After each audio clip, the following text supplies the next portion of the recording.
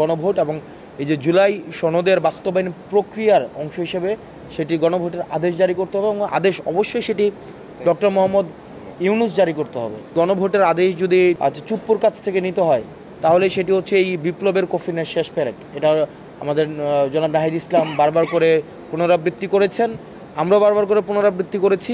এই ফেসিবাদের যিনি হচ্ছেন মানে হেড অফ ফেসিজম, এটা রাষ্ট্রের মানে সুপ্রিম অফ ফেসিজম, যদি চুপ্পুর কাছ থেকে আমাদের এই অভ্যুত্থানের স্বীকৃতি নিতে হয় এর থেকে আসলে লজ্জার আর কিছুই নাই। যারা গণতান্ত্রিক উত্তরণের পথের দিকে যাচ্ছে, যারা গণতান্ত্রিক উত্তরণ চাচ্ছে, দীর্ঘদিন ফেসিবাদী লড়াই সংগ্রামে করে গিয়েছে, নিজের নেতাকর্মীর জীবন উৎসর্গ করেছে, রাজপথে রক্ত দিয়েছে, আসলে তাদের এসে নৈতিক একটা এবং অভ্যুত্থানের জায়গা থেকে আসলে এটা কতটা নৈতিক যে ফেসিস্টের রূপকার থেকে গণতান্ত্রিক উত্তরণের সনদ নিতে যাচ্ছে, মানে এটা আসলে কতটা প্রাসঙ্গিক এটা তারা বিবেচনা করবেন। কিন্তু আমরা আমাদের জায়গা থেকে এই বিষয়ে অনড় অবস্থান আমরা পুনর্ব্যক্ত করছি।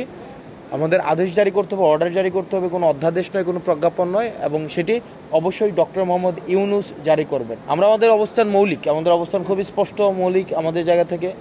কন্টেন্ট একই প্রশ্নের উত্তর, সেটা হচ্ছে যে কন্টেন্ট অফ জুলাই চার্টার।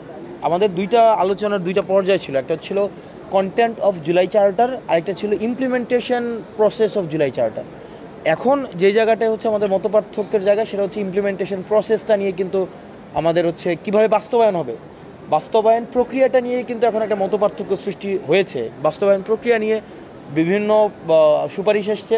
এই সুপারিশের মধ্যে ছিল, কেউ বলেছিল গণভোট, কেউ বলেছিল, আমরা বলেছিলাম গণপরিষদ, আগামী সংসদ নির্বাচনের পরে সংসদ হচ্ছে এই ঐক্যমত্যের মধ্য দিয়ে যেই সংস্কারগুলো আমরা পৌঁছেছি সেগুলো বাস্তবায়ন করবে।